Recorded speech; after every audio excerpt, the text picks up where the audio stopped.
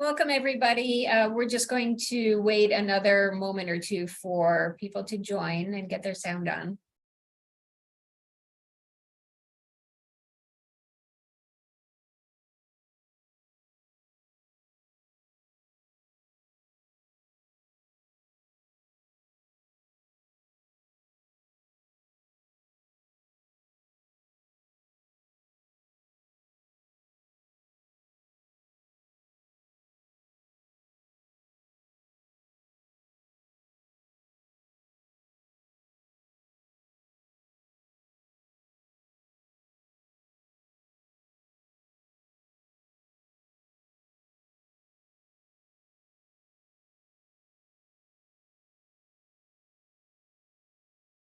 Welcome, everybody. We'll start in just a moment. And while we're waiting for the rest to join us, if you could please take a moment and just introduce yourselves in the chat and share what brings you to this webinar today, we would appreciate it.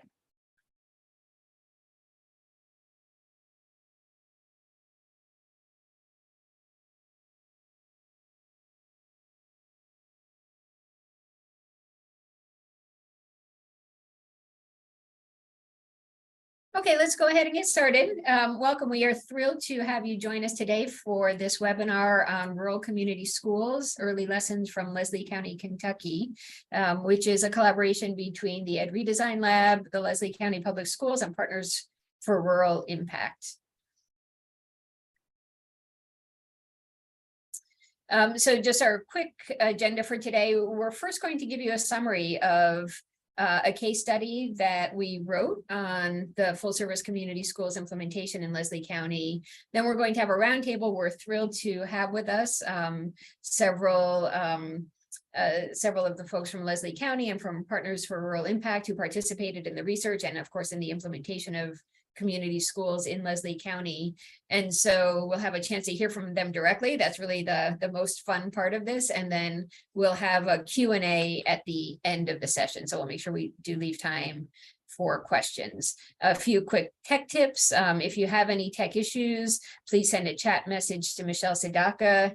If you have questions for the panelists, please submit them in the chat box. So we'll get to those at the end of the session. And live captioning is available by using the CC button on the bottom of the screen. And to introduce ourselves, so I am Lynn Sachs. I'm the research director here at the Ed Redesign Lab. And I have with me Ryan Herman, who was last year our Rural Research Fellow and is currently an education consultant with the Global Education Practice at the World Bank Group. We also have Eamon Couch, who's the Associate Vice President of Partners for Rural Impact Appalachia. Jenny Pollard, it says on our slide that she's the Interim Director of Programs for Partners for Education at Berea College, but actually she has recently taken the interim off of that title. So congratulations to Jenny. And Robert Rourke, who is the Project Director for Full Service Community Schools, Leslie, and Partners for Rural Impact. And I just wanted to ask Eamon to say a few words about Partners for Rural Impact. Thank you, Lynn. It's a pleasure to be with you all today. When I talk about what we do, the work of Partners for Rural Impact has been around for the better part of 2 decades, actually over 2 decades now. We were formerly known, we have a new name. We were formerly known as Partners for Education at Berea College, and we're very proud of that. But now we're our own independent, standalone nonprofit assisting educational outcomes in Eastern Kentucky. So we are deeply rooted in Eastern Kentucky, but that's not the only place we work. We work in rural places all over the country.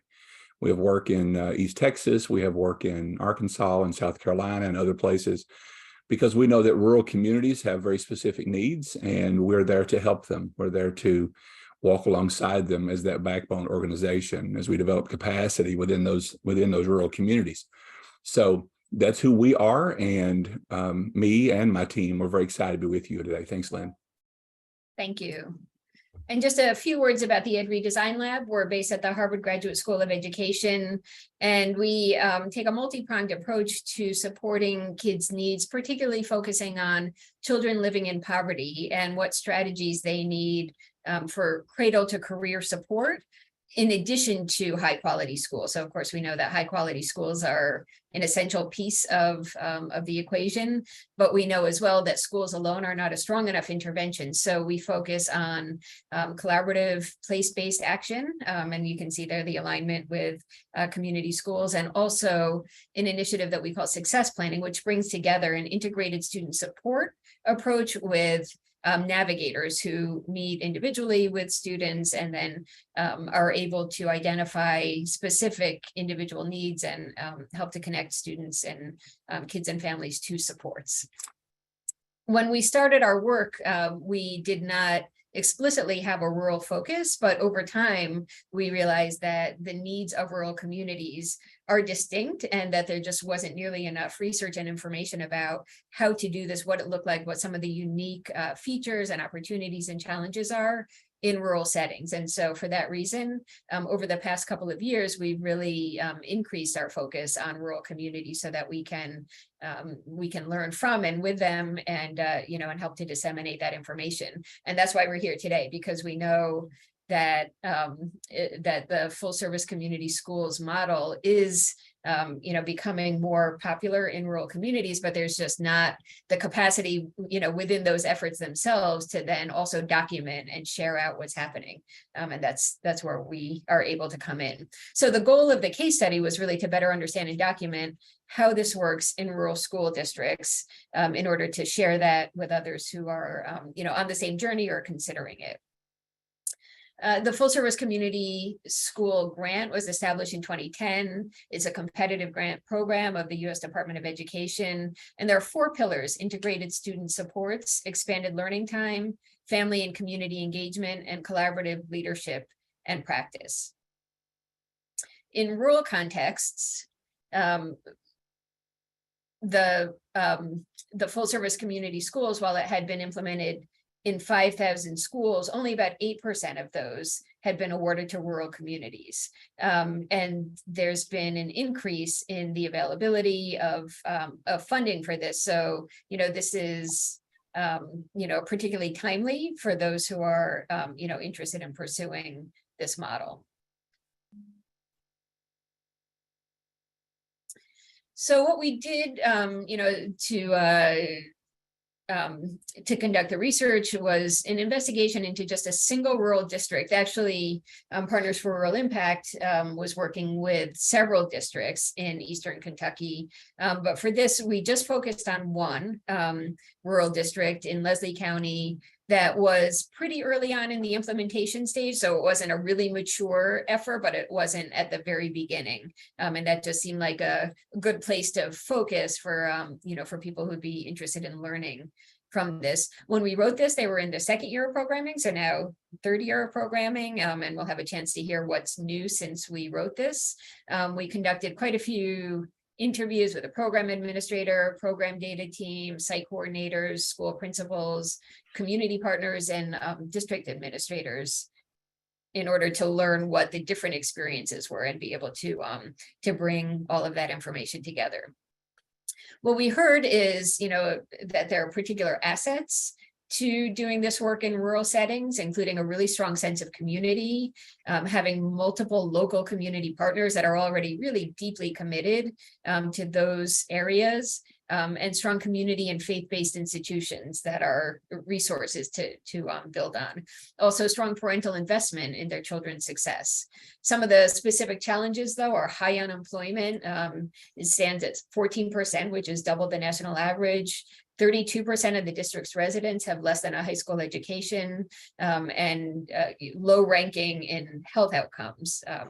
So those are some of the challenges that had already been in place. And then, unfortunately, we all know about the really tragic flooding that happened over this past summer, which, just created additional challenges locally. One really notable thing is that despite these challenges, the Leslie County schools exceed state averages. And so there are challenges such as declining enrollment and attendance challenges. Public transportation is difficult, and so is broadband. And yet you can see in this graph that actually academic outcomes have exceeded state averages in spite of that. And so now I'm going to turn it over to Ryan to share more about, what we learned about the model itself and what we're seeing as the early outcomes. Thanks, Lynn. Can you hear me okay? Yes. Great. So it's important to start off with the fact that Leslie County was awarded this grant right on the onset of the pandemic. So they had the dual challenge of creating a completely new program, but also at the same time, addressing pretty immediate needs that were coming out of the pandemic as well. So on the right hand of the slide, you see kind of the immediate steps that staff took to set up the program. Firstly, hiring the project director, who's Robert Rourke, in attendance today, but also 5 school-based site coordinators that were going to be managing the programming that were coming into specific schools. This group then came together and started mapping out the community partners and service providers around Leslie County and started to bring them together in what would come to be called the Advisory Council, which was a leadership group with members of the school district, which began to meet quarterly to discuss how to approach student support in the district. Not shown on this little list on the right-hand side is also the fact that the staff needed to agree upon a set group of goals that the program was going to seek to address. And for Leslie County, these were determined to be kindergarten readiness, academic preparedness, socio-emotional learning, college and career readiness, and success in post-secondary learning. On the left-hand side, we see some of the actions that the Advisory Council prioritized to address the needs of the pandemic as soon as its inception, pretty much. For the first 8 months of the pandemic, there was a partnership with Save the Children to make sure that food boxes were getting distributed to families in needs. 8 months is a very substantially long time to have done that. Internet connectivity was choosing to be a very difficult and substantial barrier to student learning. So the program was able to connect with the county's network of churches, which can sometimes be very robust in rural areas, and helped boost the Wi-Fi signals of churches to serve as hotspots for students and families. Site coordinators, the project director, also contacted families and tried to assess needs during the pandemic. Mental health came up a lot, so they piloted what they called mental health take-home kits, which allowed families to practice some of these self-care tactics and mental health activities at home with their children. Next slide. This slide just captures at the time of our research who was sitting on the Advisory Council. You can see that we have people from the behavioral health field, early childhood education, the Chamber of Commerce, the city government, higher education. This slide really gives us the feeling of the power of the Community Schools Grant and being cross-sector and really bringing in partners from various different fields that maybe wouldn't traditionally be working together. And I'm sure there's some updates to this slide as well that we might hear later. Next slide. From our research, the role of the site coordinator came up as a really, really important part of the success of this program. And therefore, we wanted to distill some of the findings that we learned on that, and I'll share a few of them. Site coordinators are incredibly helpful in reducing the workload of teachers and allowing them to return their focus to what their true job is, which is classroom instruction. We documented a number of ways in which site coordinators both address student needs while also supporting teachers, such as co-teaching, coordinating events, providing individual support. Site coordinators need to have a strong pulse on the needs of their school community and therefore need to be accessible and maintain communication with the student body and the staff. One tool that coordinators and Leslie use is called a check and connect form, which helps monitor student progress, such as grades, attendance, behavior, in addition to specific interventions that school staff have taken to support that student. Collaboration between site coordinators and school staff is also crucial. At one school, we talked to the site coordinator and she described speaking to individual teachers and principals at least 3 to 5 times a day, at least. So truly a very big part of the process here. Next slide. It's important to highlight some of the challenges that Leslie County has faced in implementing this program and managing it as problems that might come up in other rural contexts. Firstly, family engagement is a key component of the community schools model, but for internet connectivity and more spread out communities, characteristics that are very typical of rural areas, makes interacting with caregivers an exceedingly difficult task. Speaking to some of the program staff about this particular challenge, presented us, or at least myself, with my new favorite quote, which is "Make hay while the sun is shining," which was Leslie's motto for ensuring that all their programming that they did fit into school hours. You can imagine that this can be seen as a sacrifice to instructional time or other school programming. and can become increasingly difficult to justify when you're in standardized testing periods or other high intensity schedules. Lastly, in a time of teacher shortages nationwide, Leslie County has found difficulty with retaining site coordinators who, once they start working in school districts and school communities, their value can be really quickly recognized and are very well intentioned in accepting more permanent staff jobs with their schools if they get offered one. Go to the next slide. But despite those challenges, there's been some really interesting and impressive results that have come out just from the very early years of this program. Between the first 2 years of implementation, the district doubled the annual number of services provided to students. About 2,000 annually was the number we had at the time of the case study. Leslie County continues to lead in early childhood learning outcomes. There's a assessment on reading and math across a sample of rural districts across Kentucky, Tennessee, and Virginia, in which Leslie County placed first.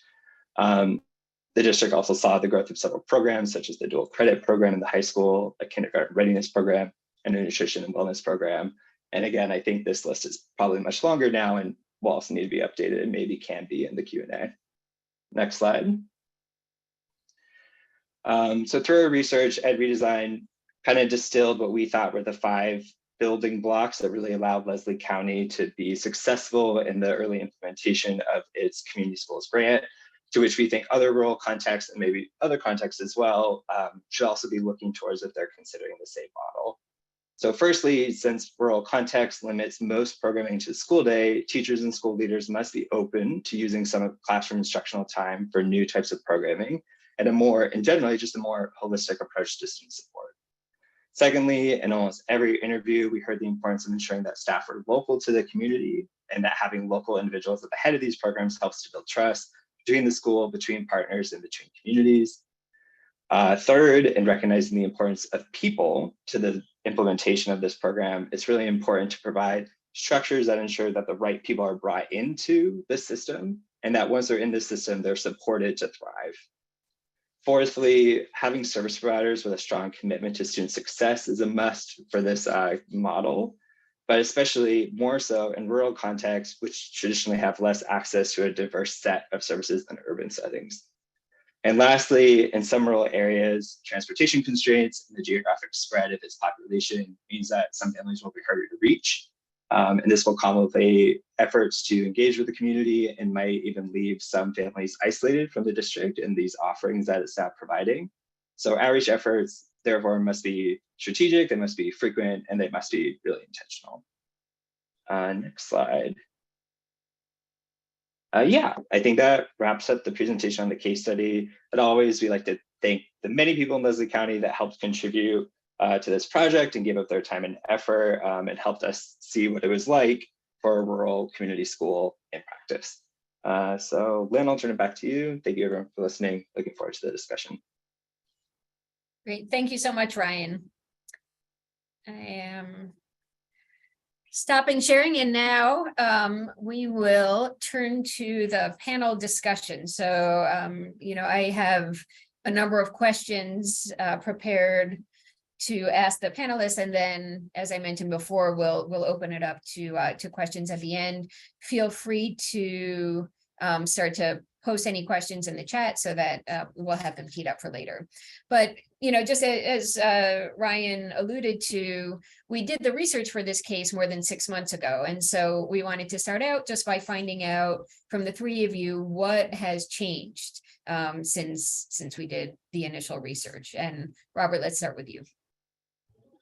Well, we've kind of focused early on. We were really concerned when the pandemic hit about mental health, and we really hit the ground running on that. I'd been a principal when COVID hit, and I was calling my students. I was going in and calling them all, me and my counselor, and we knew that mental health was an issue. So when I took the position of project director for Full Service Community Schools in August of that year, of course, the pandemic hit around March, I knew I was concerned with the mental health. So we did a mental health screener for the entire district. What we found was eye-opening. Turned out that more than double of the previous year's kids that were seeking mental health intervention, they needed help.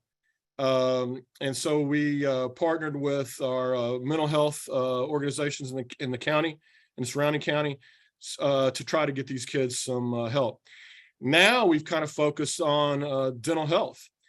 Dental health during COVID, a lot of kids didn't get to go to the dentist.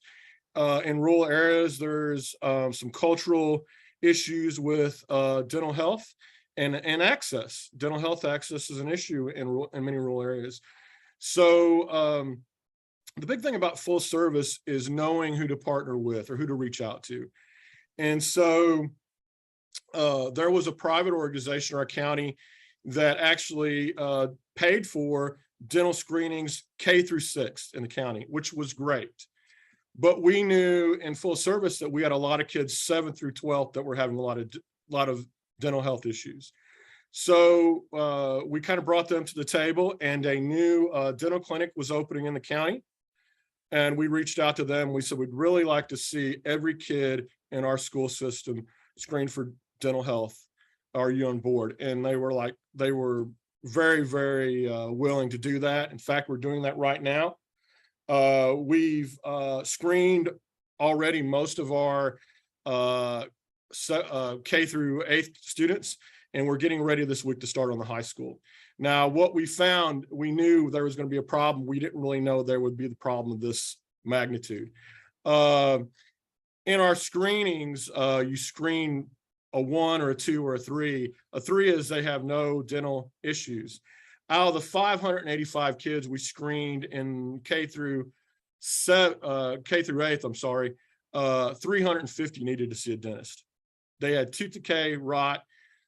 29 of those kids were listed as 1s, meaning that they had an emergency dental need. They had abscesses, they had bleeding. And, we're asking kids to attend school and go to school, and they've got this kind of dental need, and they're not getting the help they needed. So we've really reached out to that. We provided transportation through our partners. And that's probably one of the biggest things we're pleased with, that we've been able to do that. And we've had, early on, we had parents reach out and just, we don't have insurance, we don't have the ability to do that. Can you help? So that's been a win-win for us.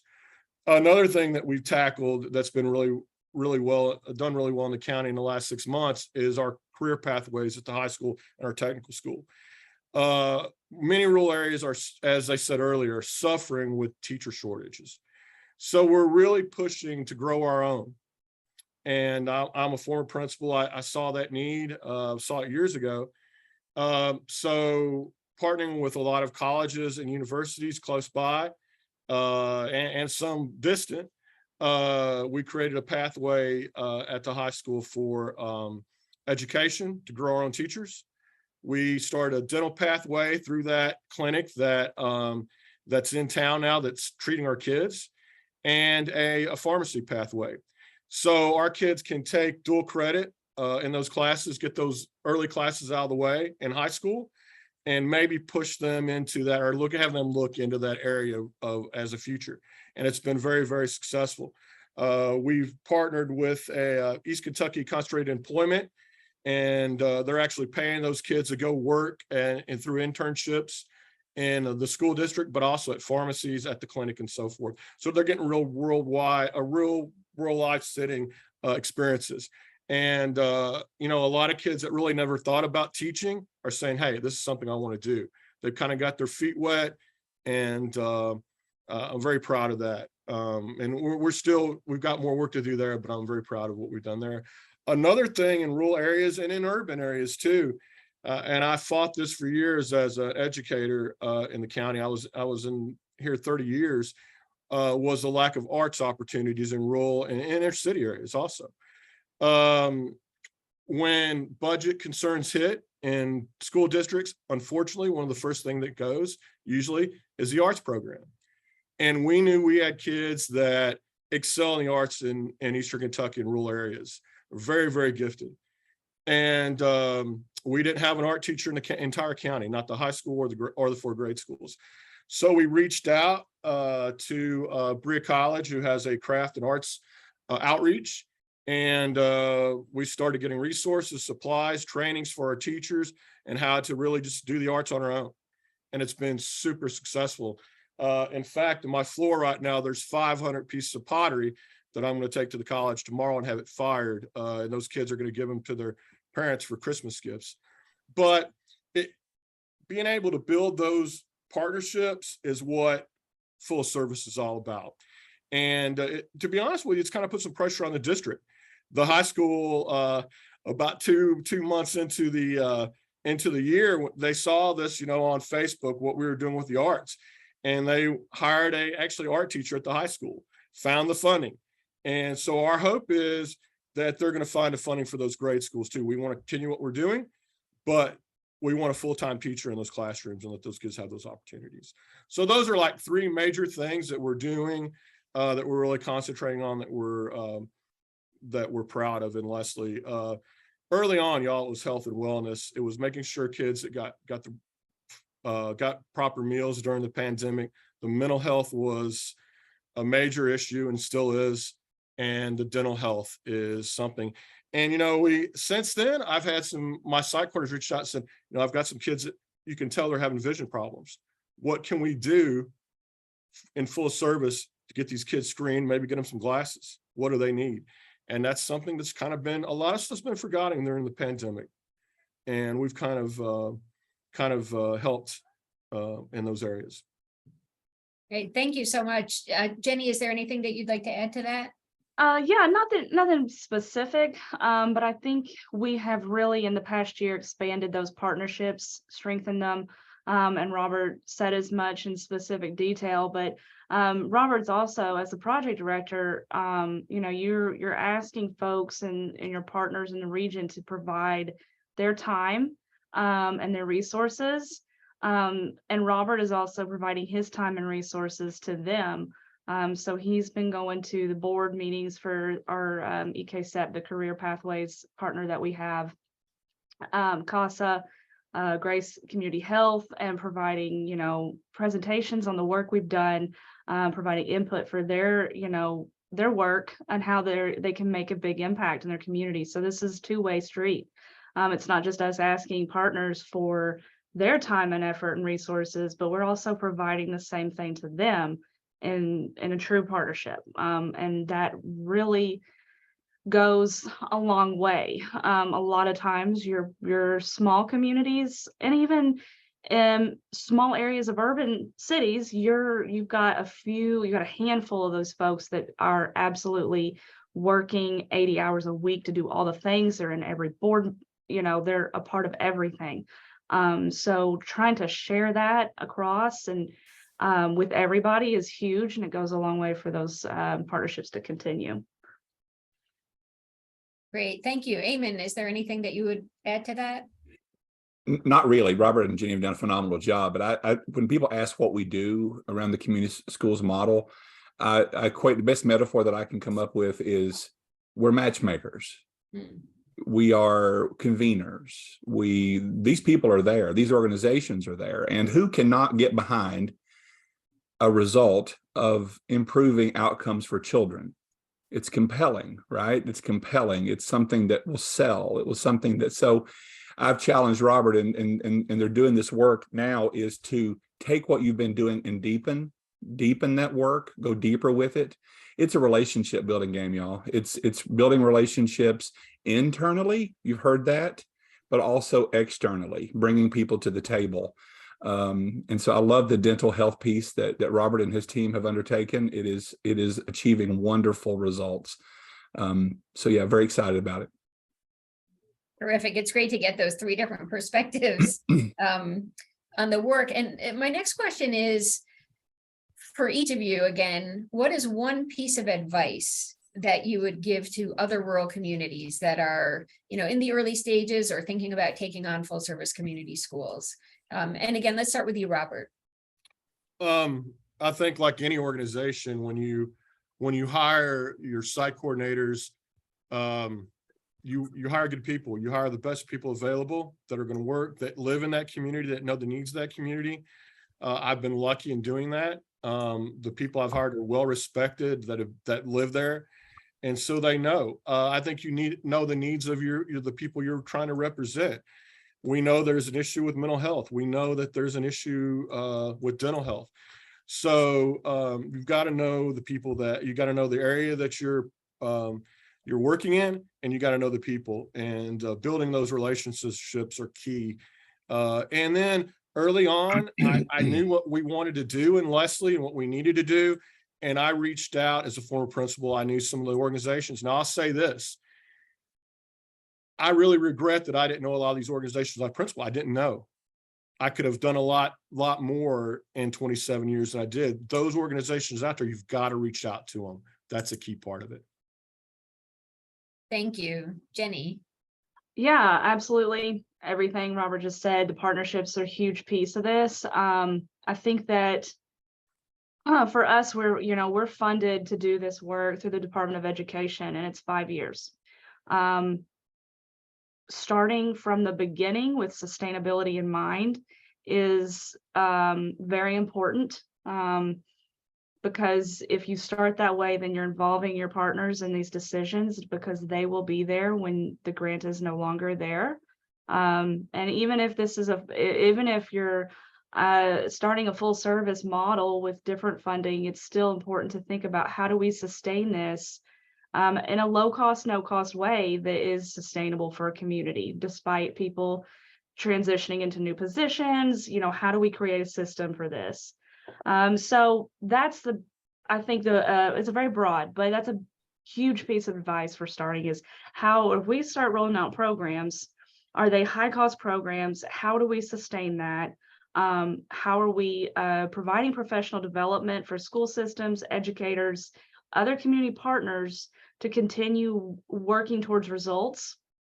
What does that look? What are these community, even having the advisory council in a structured way is sustainability for when Robert's no longer project director, and those partners can continue in a similar model. So sustainability is a huge piece, I think. Terrific. And Eamon, what advice would you give? I apologize if my dogs bark, because my wife just got home from school. She's an elementary school librarian, and she just got home. And so I may trigger some of your dogs to start barking. So I apologize for that up front. My folks are used to it.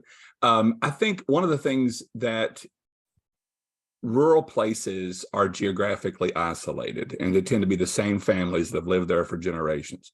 So when we hired a project director, we were very strategic in hiring somebody. Robert has worked in that county for 30 years. And so people will take his calls, okay, because he's taught them all. They know him, they trust him. So building that social capital inside of rural communities, I think, is an integral piece of the work. Mapping out the assets, not approaching this thing from a deficit mindset, because every community has challenges, but approaching it from an asset mind frame of what does the community have already, what entities and organizations are working inside of those places. We all have this, right? Who is that person in the community that if you want to get something done, that's the person you need to talk to, okay? It could be the barber. It could be sister so-and-so down at so-and-so church, right? It could be whoever it is. Find them. And they want to be, I promise you this, they want to be involved in this work. And so that would be, and my last piece of advice would be family voice. Because in this process, if you want true sustainability, the piece that will always be there are the families. They're the ones who hold the greatest vested interest in the outcomes of their children, are the people who rear them, who raise them. Because schools, those outcomes that we see, those do not belong exclusively to the school district. Those indicators are community outcomes. That's why you need to speak to all the people and matchmake. So I would just add students to that as well. Oh my goodness, yes. Involve them in your programming decisions, involve them in decisions made at the school level, at the district level, involve them in the community. We're always trying to get people to stay. How do we raise them and hope that they come back and invest in their community? So involving them from an early age is huge to letting young people know that their voice matters and that they can see the result of their efforts even while they're in school. Absolutely. Sorry, Lynn. No, not at all. No, this is intended to be a conversation, so by all means, jump in. You know, you've already anticipated my next question, at least a couple of you, which really was about what it will take to sustain this, because the full service community schools grant is time limited.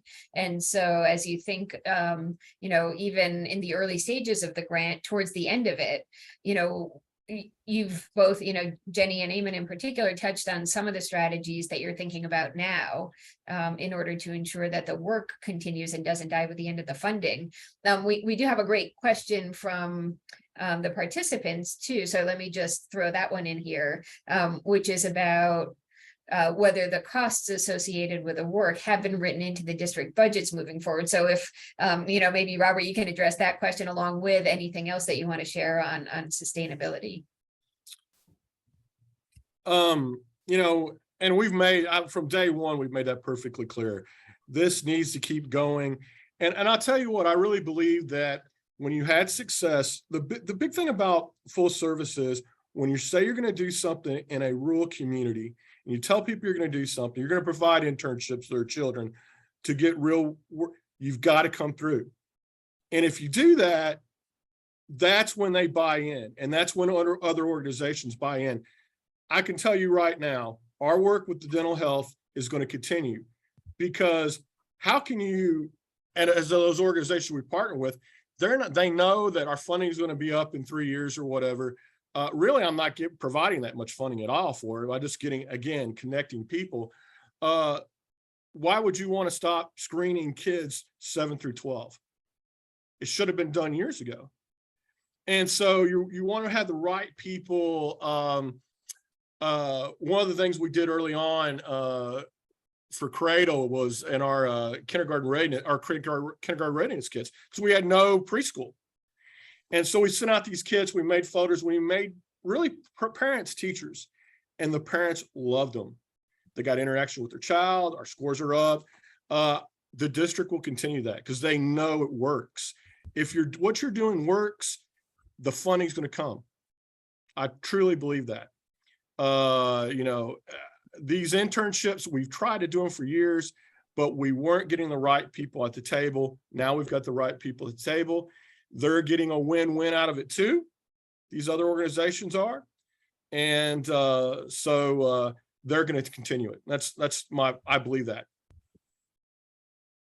Yeah, the Grace Health example is huge. We've got our internship provider providing the funding for the internships to the healthcare provider. I mean, that wouldn't have happened without the bridge, which is full service. So that is a huge accomplishment, and full service isn't paying for that piece of it. So that's a sustainability piece. Actually, to answer the question, Jory, about the district, we have another full service, and that one is in its 5th year. It's in its final year of funding from the Department of Education. And just this week, the district finance officer came to that project director and said, I'd like you to come to our meeting because we really want your input on our budget for next year. And I've been I have been at PFE for 10 years, PRI. This is a first, and that project director has been involved in many grants. And she said, this is the first time anyone's ever asked me to be involved in this. So it is a huge win. And I think that the pressure is that it's the last year, right? So we've not seen that in Leslie yet, but we have seen them hire an art teacher for the high school due to our work around integrating arts into the curriculum. So I see them making some changes. I think I don't even know that I was going to bring this up at some point, but you start to see the shifts in priorities from partners and from school districts, and it might not be a direct in funding, but it's going to be their practices.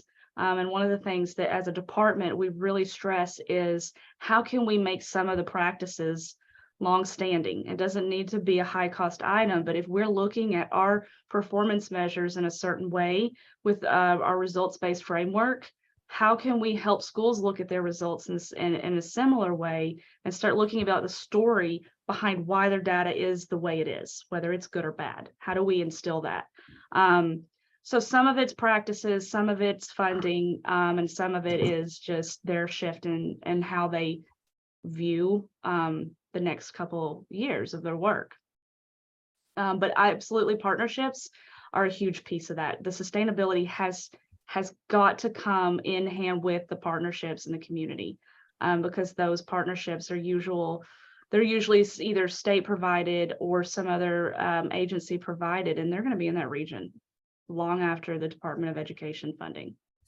Lynn, I'll share this real quick. We talked about mental health early on, and we were in a virtual setting for a good part of the COVID, and so we started sending these mental health kits home to our kids that were receiving services or were having a hard time getting services. And they had art supplies in them. They had fidget toys. We had kind of talked to some people what they needed to be in it, and we paid and had a lot of those sent out. And I'll tell a story real quick. With a young man, I think it was the second summer that we had the summer before last. He had run away from home, and he didn't get very far. And one of the few things that he had with him was that mental health kit that we'd sent home with him. He thought enough of it to take it with him. So when those organizations that we were giving the kits out to, Kentucky River, Mountain Comp and stuff, they've kind of come in and said, hey, we'll pay for that now. So we're not paying for those kits. We've had these partners and organizations that come through and said, no, we want to do this. So to me, that's a win-win, and that's sustainability. Absolutely. That's such a powerful story of the impact that you're having. Sometimes you can see it as much in just one individual instance as you can in a lot of data. Yeah. I just have one more question. I know that there are people who have specific questions for you, but before that, I just wanted to ask you in particular, Eamon, what do you wish urban and suburban policymakers and practitioners understood about rural communities? Thank you. Rural communities, every community, I don't even like to talk about it in terms of rural communities, in terms of every community is unique. Every single community is unique. And so when you apply for a grant, you have a certain amount of prescribed outcomes and performance measures that are mandated by the feds to make sure that you hit those targets, and we do. But at the same time, it's one of these things that there needs to be more flexibility to take into account the individual needs of the community and to be able to personalize that to that community. I think that's a critical piece. One of the things that, keep in mind, Leslie County, I wrote this number down. It's a large county geographically. It's 404 square miles, but the population is only about 10,000 people. So very low population density. Transportation is a major concern, okay? And so in the school districts, Kentucky at least, I'm not sure about the other states, but I'm a former superintendent, okay? So just kind of my background a little bit. The state woefully pays for transportation. It's about 60 cents on the dollar is how much the state of Kentucky provides school districts for transportation. That's why using Ryan's favorite quote, making hay while the sun's shining. We make sure that while they're there, we're going to maximize those experiences. So if you're going to have after school programming, if you're going to have programming, you need to do it immediately after school, because once you get them home, they're not going to come back. Broadband continues to be a major issue. And so that's one of the things that we're advocating with policymakers around. Just because you have broadband internet at the main road does not mean you have it up in the head of a holler. That's what we call it in Kentucky. The head of a holler is kind of a hillbilly cul-de-sac, one way in, one way out. They don't have it there, right? And so if somebody's going to put food on the table, pay for broadband, then you're going to pay. You're going to put food on the table, right? And so when you look at policies, and speaking to one of the challenges that we have to keep in mind, because I see Kendra's question about not having a lot of partners. I invite you, please come to Leslie County, see what we have there, because it's a very small place. And so there are people in communities who want to be a part of this conversation, but we have found, and Robert and Jenny have both mentioned, these regional partners, people who have they may not be in the county, but their organization serves multiple communities. And so being able to do that. But if I had to, because that's one of my new roles is advocating systems change, policy change. And I think those are some of the big takeaways that we're seeing around that. So yeah, that's really it. Thank you so much. And Kendra, did you feel your question was answered, or would you like some more thoughts on that? I'd love some elaboration if others want to chime in, or Eamon, if you want to say a little bit more about that. Because some of it is a little bit about, there's two pieces. One is it's just the different landscape, but also it is the perception among districts of feeling like they're in competition with each other, right?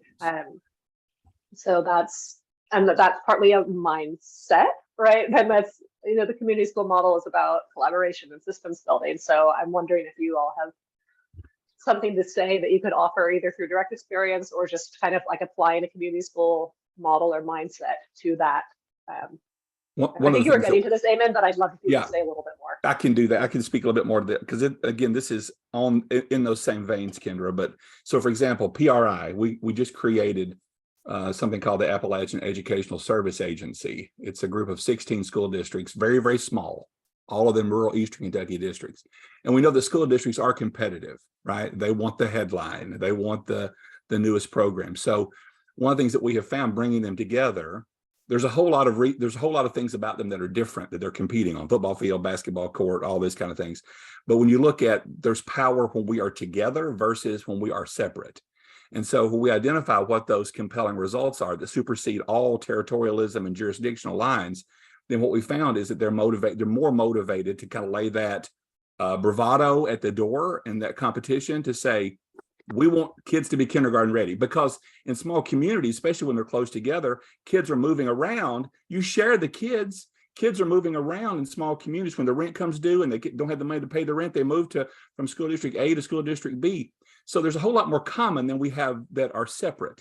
And so I think that's one of the things that we have found is when you give people the opportunity to participate in something that's bigger than themselves, then they're more likely to not quite maybe take the edge off of the competitiveness when it comes to seeking out partners.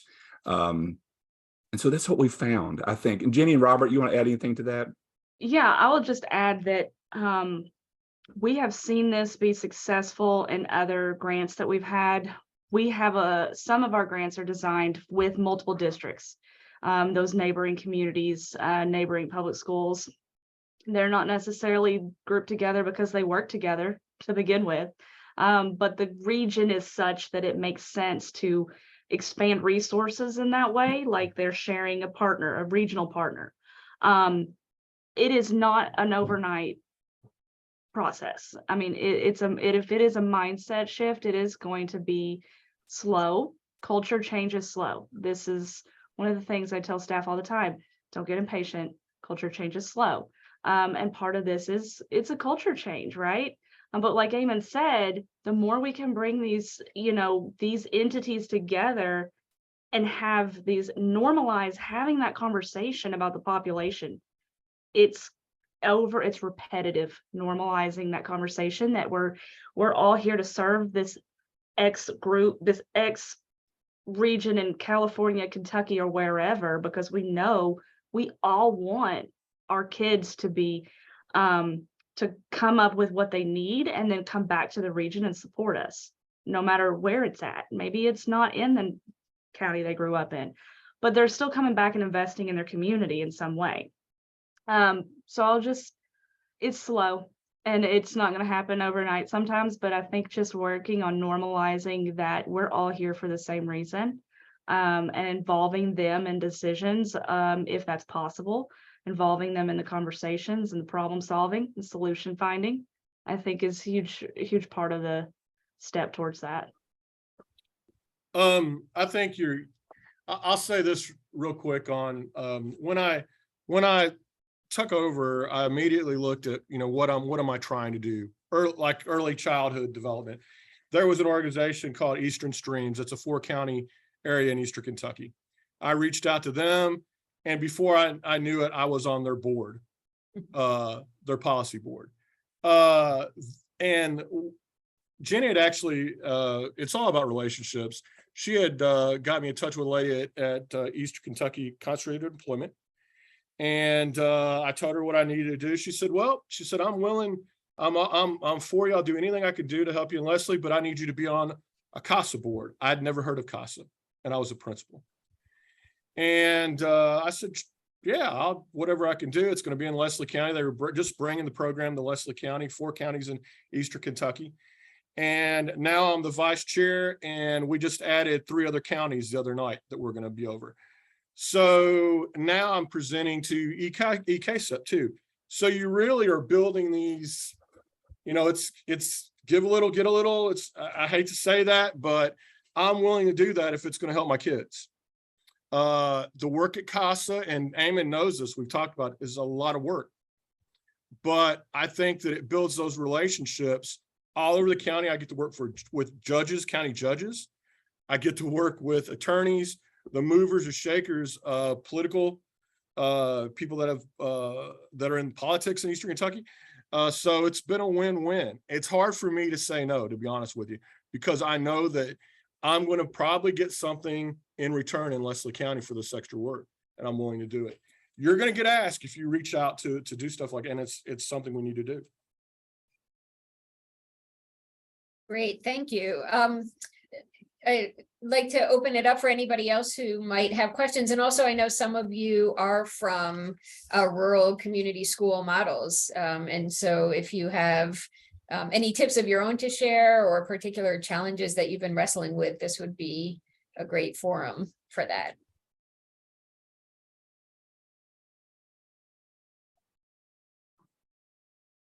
You can either put any questions or comments in the chat, or you can just take yourself off mute. May I speak about the importance of hearing loss? I work with Montreal Oral School for the Deaf, and we go throughout all of the schools in Quebec and train the teachers so they are maximizing access to classroom information, reduce reverberation, all kinds of things that people wouldn't know when they're presenting information to a class. And so also hearing tests are very key, because it just goes unnoticed. And often, especially in the winter, you've got a lot of children with hearing loss because they've got congested ear canals. And so they truly are not hearing, and they'll say they have. They'll learn all the tricks to let you think they're getting everything, but they just can't. Yeah. Like if I said to you, "Ooey at the EL on the elf," might you go home and write an essay about an elf? Really, what I said, except that was someone with a medium hearing loss would have heard it that way. It's Susie set the seashell on the shelf. Wow. Totally different. Gail, thank you for that work that you do. That's amazing. I think that's great. We've touched on dental and we've touched on vision, and I don't know if Robert's had anyone bring that up yet, but that is something we will add to the conversation with our health community, because I'm sure the preschoolers get screened as they're coming in, they do the hearing test, but I don't know that in Kentucky that's continued past entry into public schools.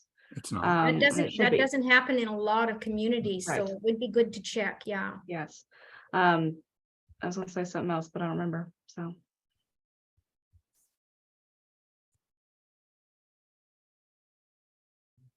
I want to leave space for the audience, but I do have one other question myself. Jenny, you were mentioning the results-based framework and performance measures, and I was wondering if you could just say another word about how that fits in with the community schools. Yeah. I probably need like 2 more hours to go into depth with that. But so this framework years ago with the Promise Neighborhood in 2013 as a department. But basically, it is starting with the end in mind. What is the main result you want for your population? Is that a population of a school district? Is it the whole community? What is at the end of the day, what do you want to see? And so for Partners for Rural Impact, our main result is that all youthers succeed. And that is open to a lot of different areas, right? So each of our grants kind of narrow that down based on what the funding is or what the needs are in the community. But you kind of start with, what does it look like? What does our data tell us today about where we're at in this community? And you work backwards is what's the story here? You need folks from the community to provide some context. Why is kindergarten readiness this way? It's good or bad. It's just, what is the story here? Why is unemployment so high? What's the story? And you bring partners together for this. It's not just our staff. Like, we're having these conversations with partners, community members. We need their input. And then we're looking at what will tell us if we've made a difference. So what are the indicators that we need to look at? What data do we need to look at to see if we've made any changes? And so there's a lot of steps to it. And you could go into more depth, but you're looking at those measurements, and then you're deciding what strategies need to be used to meet those. You have to set targets, but it's a very structured way to look at where you want to be, where you're currently at, and what do you need to do to get to where you want to be. And it has, we've had a lot of school district staff come to us and be like, I don't know what we just went through, but I want to know more, because it's a very structured way to have meetings. It's a structured way to kind of go about making decisions on what kind of programming, what kind of solutions that need to be implemented. And it ends up, if you look at it, you stick with it long enough and you keep coming back to the data, you can see if what you're doing works. And that's the whole point, is you got to stay with it, and come back and see, is this working? What do we need to change? Thank you so much. And that seems like a great note to wrap up on. Although I do see, one other question from Jory, just wondering, Robert, if your position will continue beyond the end of the grant? No, it will not. Once the grant's over in Leslie, there might be other opportunities for me down the road. But I'll spend the rest of my life trying to help kids. That's just kind of, that's what my father was like that, and that's what I want to do. So. And Eamon, there was a question to you about just sharing some examples. We only have a minute, but if you could just quickly name some of the regional partners that you bring into the collaboration. Absolutely. Foundation for Appalachian Kentucky, EKSEP, Eastern Streams, our Eastern Kentucky University, Hazard Community College and Technical School. Again, organizations that have a wider footprint in Eastern Kentucky. That's just a few of them. Chamber of Commerce's, we belong to the Chamber of Commerce, the Regional Chamber of Commerce, which helps to create those business relationships. As many post-secondary institutions as many as we get in your area. Absolutely. Well, thank you so much to all the panelists, Ryan, for sharing your work, for the work that you're doing. And thank you to everybody who's joined us today. I hope you have some useful lessons to take forward with you. And if you do have any questions or you want to be in touch, please feel free to reach out. You can reach me via LinkedIn, or my email is on the website, and we'd be interested in hearing from any of you about your own work in this area. So thanks again, and have a great rest of your day.